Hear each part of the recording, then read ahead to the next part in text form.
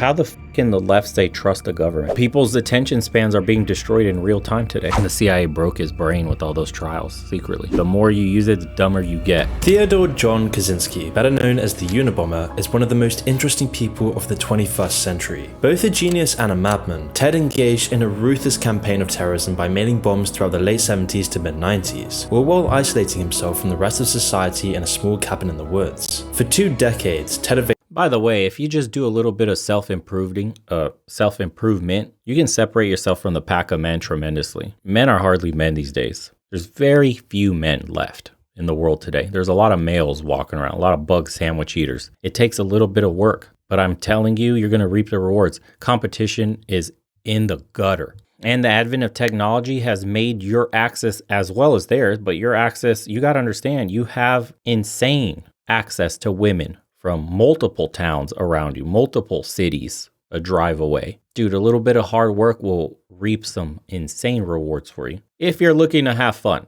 Only if you're looking to have fun again. If you're looking for something serious, you got to get out of here. The culture's poison, family life, staying together in marriage, that's not being pushed in society today here. It's all about greed, individualism, selfishness, all for me, push everybody away. That's what society here in the West is talking about. Or transforming yourself, the pronoun battles. Evaded capture, despite being the target of the most expensive FBI investigation in history. But for such an extraordinary life, Ted's early years were relatively ordinary, and at the same time, Ted was creating a revolutionary manifesto. He was using all of his intellect to warn society of the dangerous path that is awaiting us. He lived in the suburbs with his parents, along with his younger brother David, whom he'd share a fairly tumultuous relationship with. Back in these days, Ted was a very shy child, which was catalyzed after he contracted severe hives as an infant, and was forced to isolate for 10 days.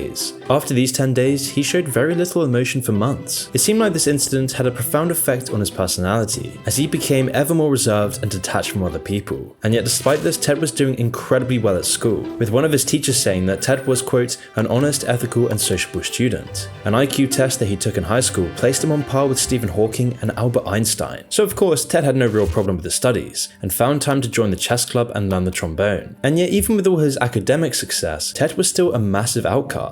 He had a couple of friends amongst the other misfits, but he never really truly fit in. And there were numerous reasons for this, as Ted was pushed by his parents to skip a full 2 years of school. And whilst he would catch up academically, it was much harder to catch up socially, because having such older classmates really didn't help with the social isolation, which led to Ted being seen as different by the other kids. One former classmate said that he was never seen as an individual personality, but rather as a walking brain. And this sentiment was only further reinforced once Ted enrolled at Harvard in 1958, joining Harvard at the age of just 16. And on the surface, this seemed to be a great opportunity for Ted, because Ted enjoyed the discipline that his mathematics course instilled in him, and Harvard was also the only place where he could speak with his intellectual equals. Yet these pinpricks of light wouldn't make a difference in Ted's otherwise gloomy existence. He was still socially isolated, perhaps even more so at Harvard, and because he was so young, Ted was assigned accommodation in a small shared house for other juvenile students. This was done to help these students ease the transition between high school and college, but unfortunately this had the opposite effect. Other people who stayed at the same house described this as being a very lonely place. It wasn't uncommon for students to spend all their time alone in their rooms, only leaving to rush to classes or the library. But then Ted's experience at Harvard would take an even worse turn, because Ted would have what he described as the, quote,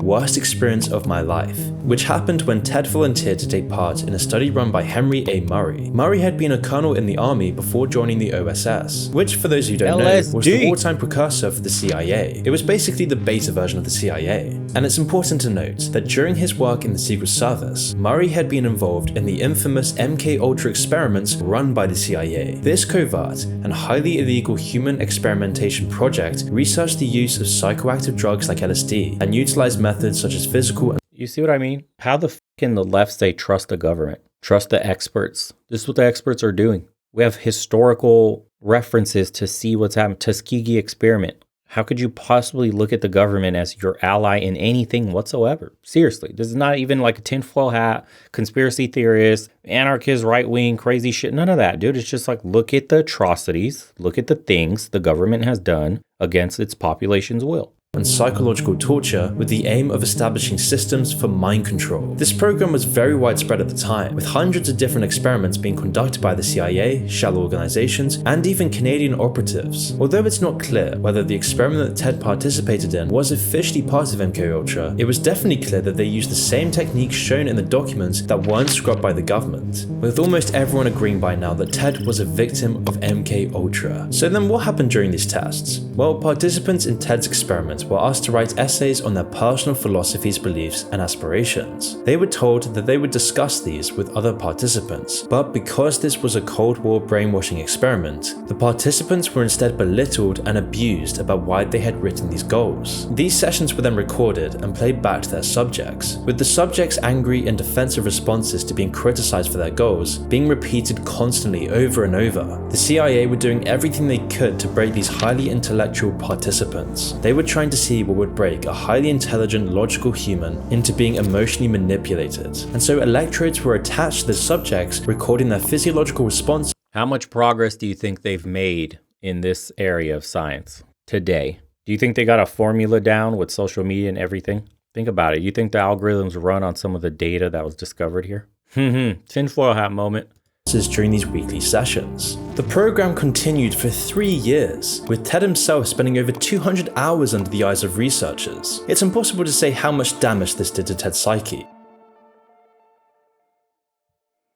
But before we continue, I want to say that I'm excited to partner with today's sponsor, Aura. Aura Protect 2-week free trial with my link. A free trial, also linked below in the role in developing his ideology, not to mention all the other traumatizing brainwashing techniques the CIA used against him. I mean, if the CIA's MKUltra experiment was putting LSD in the tap water of thousands of Americans, God knows what they did to Ted Kaczynski. However, Ted himself said that the experiment didn't have a very large impact on his life, but this is very doubtful. And after his time at Harvard, Ted would only drift further and further away from society. He took a postgraduate position at the University of Michigan after graduating from Harvard. Here he would continue his peerless research on mathematics. Continuing on to his doctoral thesis, Ted's work would garner praise from all around, even winning Michigan University's prize for Best Mathematics Dissertation of the Year. Although despite his success, Ted's inner psyche was still in turmoil. With this growing resentment, Ted was fantasizing about violence, although at the time there was no real way of knowing how far these feelings went. Coupled with this was Ted's growing hatred of technology and his desire to escape into the wilderness. During his time at Michigan, Ted would go on to concoct his plan to escape society, where he would continue with his academic career just long enough to gather the funds necessary to leave society for good. And so in his first stage of the plan, Ted would go into work as an assistant professor at UC Berkeley after his PhD, becoming the youngest professor of mathematics in Berkeley's history. Now outwardly, he didn't seem too far off from his colleagues. However, he was still incredibly reserved, more so than before. All the attempts from his colleagues to include him were rebuffed. It only took 2 years after becoming a professor that he would abruptly resign after gathering enough money to put his escape plan into action. Ted wasted no time at all into moving in a remote cabin in Montana, where he would live a very simple life. The cabin lacked electricity and running water, but these adversities were intentional. Ted wanted to live in discomfort. Ted no longer wanted to live in this passive, numbed, comfortable lifestyle. Ted hated society. He wanted to revert back to what is truly felt, caring only about the simple things: heat, food, water.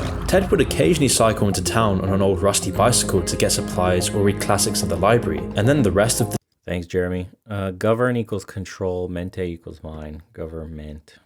day, he would spend most of his time at the cabin working on his survival skills and personal philosophy, using all the knowledge he was gathering to fuel his hatred of technology even further. And although Ted didn't spend all his time in the cabin, he did occasionally make some attempts to re-enter society. For example, he once worked at his brother's factory, but obviously he didn't take any liking to his supervisors. In fact, soon after getting the job at the factory, Ted was fired by his brother after writing an insulting poem to one of his female co-workers, after which he permanently moved back to his cabin. And everything seemed relatively peaceful until the late 70s, when construction projects started to intrude on the wilderness surrounding Ted's cabin. This infuriated Ted. Seeing modern society cut down his simple life, Ted wanted revenge for nature, and so Ted would begin booby-trapping and sabotaging these building projects. And behind closed doors, he had much more insidious plans in the works. By now, it had been a decade of seclusion, and Ted was reaching a breaking point, and so he constructed and sent his first bomb in 1978, point, 11 years after his resignation from Berkeley. His first target was a professor of material sciences and engineering, who was suspicious of the package and had a security guard open it instead. Luckily, the bomb wasn't as lethal as his later ones, since the guard only received minor burns once it detonated. Ted would then send another bomb, which again resulted in only minor injuries. However, Ted's next stunt would draw much more attention to himself than the first two. In 1979, he placed an explosive on American Airlines Flight 444. Unlike the previous, this one's payload was much greater. If the whole bomb went off, countless lives would be taken. However, because of a single faulty timing mechanism, the bomb actually failed to explode and instead only emitted copious amounts of smoke. Although if this device was detonated, it would have certainly killed all 78 people on board. The authorities were notified soon after the incident, and the plane landed safely. But because of this event, Ted was now firmly in the crosshairs of the FBI, although at this point they had very little to go on. Along with the lack of clues, Ted left red herrings for investigators, like engraving the initials FC onto parts of his bombs to throw off law enforcement. Even though the FBI were now devoting massive resources to the Unabomber case, Ted wasn't anywhere near close to being caught. The components of the bombs he made were always untraceable, either made from scrap or from widely available parts. Ted would then continue his terror campaign for the next 15 years, where a total of 16 bombs would be attributed to Ted, injuring 23 people and sadly killing 3 others. Eventually, Ted was spotted placing a bomb in Salt Lake City at a computer store, which led to a national manhunt for a man resembling Ted's infamous criminal sketch. Although even with this,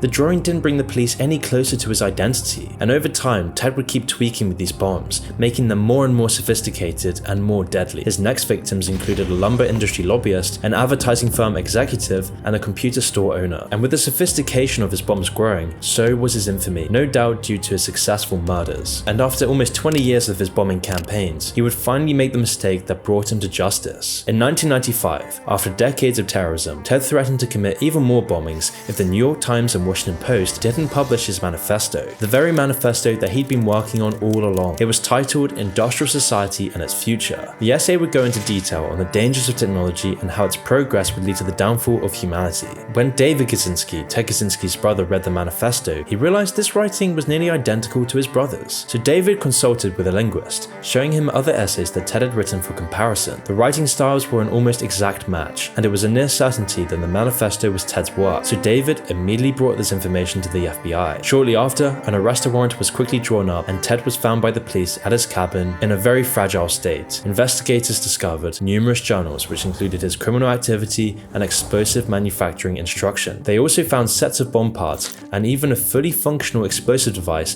that was ready to be shipped out. David wanted to keep his involvement in Ted's arrest a secret, and when he contacted the FBI, they had assured him that he would remain anonymous to both Ted and the public. However, his involvement was leaked to the media and became public knowledge soon after. Now that Ted was facing justice, it seemed like he would receive the death penalty, after he refused to plead insanity despite his lawyer's advice. However, eventually he took a plea deal, agreeing to admit to the crimes and give info on them. By doing this, he avoided capital punishment, but was still given 8 life sentences and will spend the rest of his life in prison. Now, for all the things you can say about Ted Kaczynski, you certainly can't call him ineloquent. Despite being in prison long before technology and social media truly took over society, many of the points that he made still apply today. In a lot of cases, his predictions are now even more accurate than they were back when he wrote them. He was thinking extremely far ahead of the times. Along with being a genius mathematician, Ted also had a solid grasp on social psychology. He understood how easily individuals as well as groups of people can be influenced by powerful organizations. Throughout the manifesto, he would write about the increasing threat of totalitarianism through technology and how it would restrict human freedom. He argued that even people living under past monarchies and dictatorships had more personal freedom than those in modern society, because previous totalitarian regimes lacked today's tools to enforce their rulings. They didn't have the technology. In contrast, we now have things like rapid modern police forces, rapid long-distance communications, surveillance cameras, and dossiers of information about pretty much everyone, especially with apps like TikTok, which track every little swipe you do, every photo, every website search, every keystroke, everything about you being stored on a database, and God knows what else. And all of this technological progress and increased information in the hands of governments makes physical coercion much easier. You see, Ted then predicted that along with these tools, large organizations would soon be armed with an arsenal of advanced psychological and biological systems used to manipulate humanity. While potential biological systems that can manipulate humanity may be a little too hot to talk about right now, psychological systems are already here in the form of social media, video recommendations, and shadowy computer algorithms. And physical coercion isn't the only way technology assists with authoritarianism, as technology is also a useful tool to remotely control human behavior. Things like the modern entertainment industry, social media algorithms, and the internet are already proving Ted right. Although he isn't around to see how bad it really is, Ted explains how people need to be distracted by all these technological instruments, otherwise they get bored and irritable. That people can't live without technology. People are so addicted to the algorithms, they're so addicted to their screens and all the bright lights, all the emotional manipulation, they can never look down from the screen. And so Ted went into detail about how natural human behavior like boredom and agitation is being numbed because it's a threat to the status quo, and the system must use every possible means it has to control how people behave.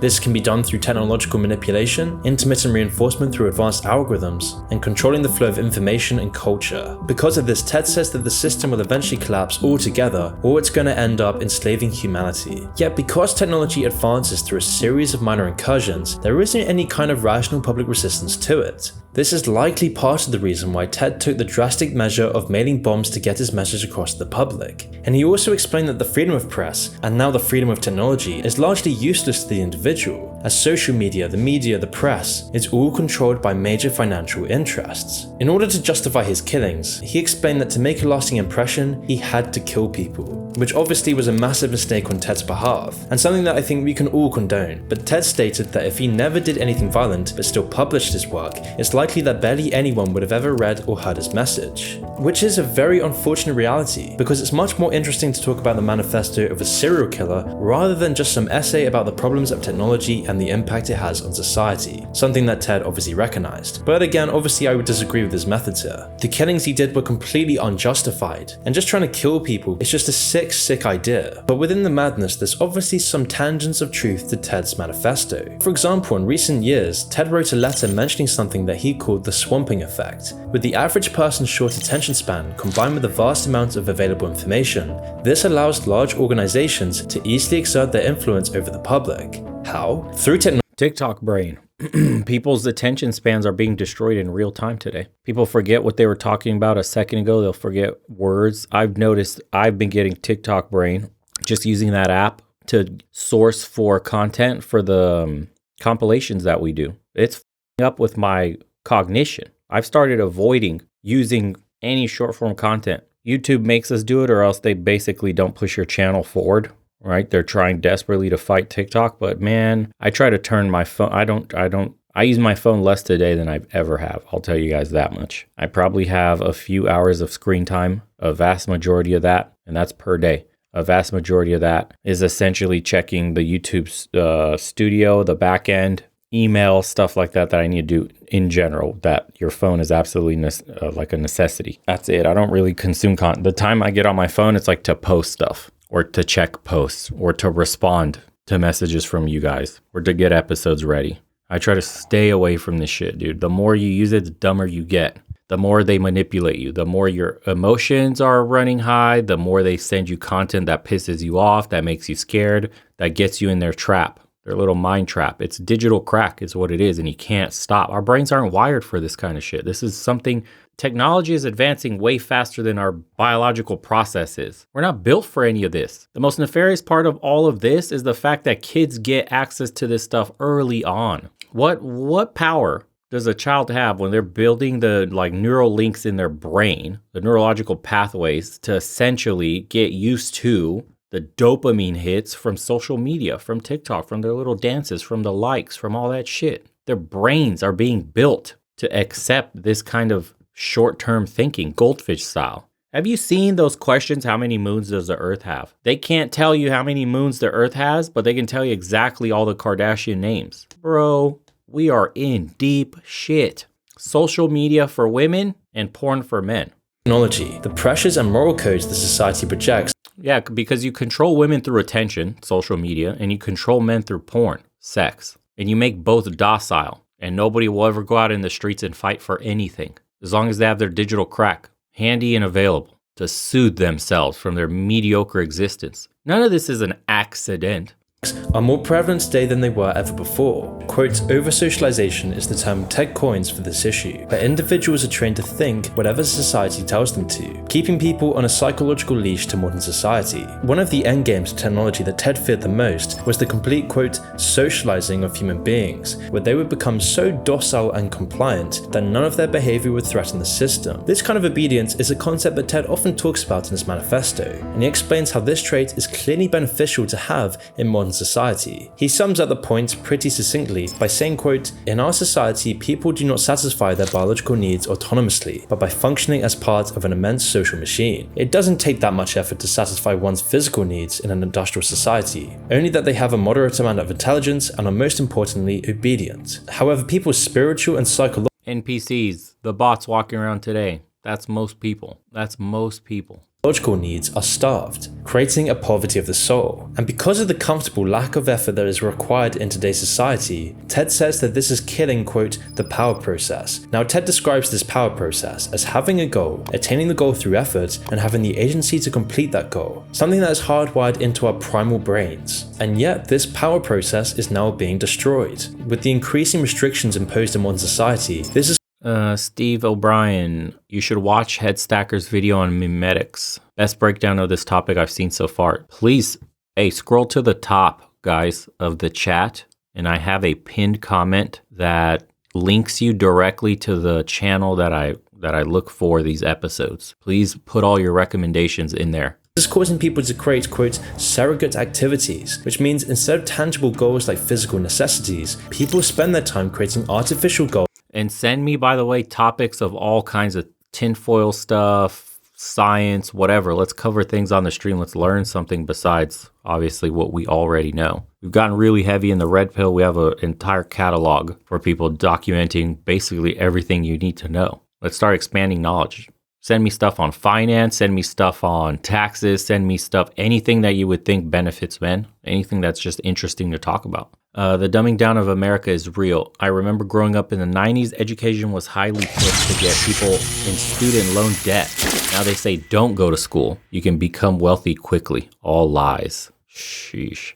Isn't that the truth? You have to have a Discord already, guys, to make sure that link works. Yep, goes to the Discord. Goes to the exact channel. I check that every day for content. Hence the tabs are so numerous. Goals for themselves to complete. Ted argues that this is the reason why so many social critics of the late 20th century talk about the sense of purposelessness afflicting so many people in modern society. These artificial goals are pretty much required in modern times, since not having any goals will cause serious psychological problems. This is a process that even Marx talked about called commodity fetishism. All these societal trends then take us away from the natural essence of human life. Instead of close-knit communities or tribes, the security and community of an individual is now controlled by remote people and organizations that are so large that they become almost abstract. Ted then states that this creates a lack of personal agency, as the system has to closely regulate individuals to function properly. And to do this, it must impose artificial conditions that are unnatural and disconnected from normal human behavior. And then this creates even more psychological problems for humanity.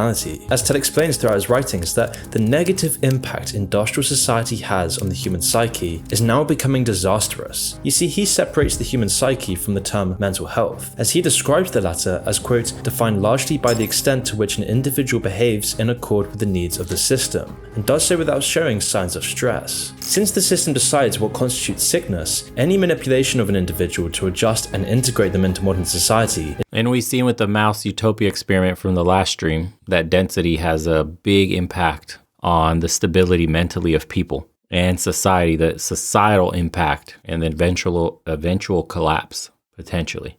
Man, you ever notice that people that live on the outskirts of a city, that people that have homesteads, farmers, just away from society, they're the most mentally stable? Have you noticed that they're the happiest? Have you noticed? Is then seen as a cure and therefore good. For example, that's why Ted attributes pharmaceuticals like antidepressants as a means of controlling human behavior, and he's not entirely wrong. I mean, one of his most striking quotes is that imagine a society that subjects people to conditions that make them unhappy, then gives them drugs to take away their unhappiness. And I think this line is now more relevant than ever. Instead of actually fixing problems that cause psychological issues, large organizations focus their efforts on developing and distributing drugs to remedy the problem and making a profit from it. it. Ted then states that this method allows people to, quote, tolerate social conditions that they would otherwise find intolerable. And Ted was obviously not one to tolerate these supposed intolerable social conditions, as he spent the majority of his time alone in a small cabin in the woods. He was a very isolated individual and wrote extensively on the damage crowds do to the human psyche, stating that excessive population density and man's isolation from nature are part of the abnormal social conditions imposed in modern society, which is then compounded by excessive rapid societal change and the breakdown of small-scale communities. For Ted, the only way to break out of the modern societal cage was through a revolution, one that would destroy industrial-scale technology altogether. While something like this is almost impossible at this point, his ideal was kind of in the right place, proposing a concept of wild nature, where he would advocate for things like oceans and forests to be independent of human management. Ted was also an advocate for what he called the human side of nature, an ideal where all aspects of a functioning human are not subject to or regulated by any organized society, but instead by their own free will. And so while Ted had his perceived reasons for doing what he did, mailing bombs didn't exactly accomplish his endgame of starting an anti-tech revolution, and I'm sure we can all agree on denouncing his awful, awful atrocities. Bombing aeroplanes, bombing normal people, and any other form of murder is completely reprehensible. But Ted has undeniably left an impact on the modern society that he hated so much. However, because of Ted's heinous crimes, he will now be spending the rest of his life in the ADX Florence facility, one of the most heavily secured supermax prisons in the world.